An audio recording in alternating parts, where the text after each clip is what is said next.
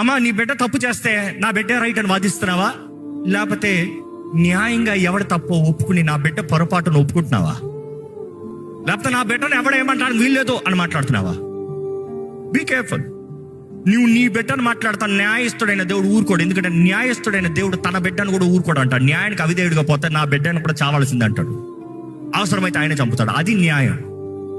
ఈరోజు మనం అనుకున్నట్లుగా మనది మనకుంటే మాత్రమే న్యాయం అనుకుంటున్నా. దేవుడు అంటున్నాడు, నేను చూస్తున్నా నీ బ్రతుకును చూస్తున్నా, నీ జీవితంలో నువ్వు చేసే పనులను చూస్తున్నా, నీ బ్రతుకులు నువ్వు పాటించే అలవాట్లు నేను చూస్తున్నా, మనుషుల్ని మోసపరుస్తా నేను చూస్తున్నాను. Your cricket mind, your twisted mind.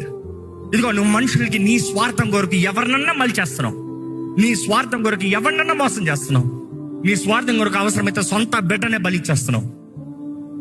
జాగ్రత్త, దేవుడు చూస్తున్నాడు. దేవుడు అడుగుతున్నాడు, నీ బలార్పణలు కాదు, నీ మాటలు కాదు, నీ పాటలు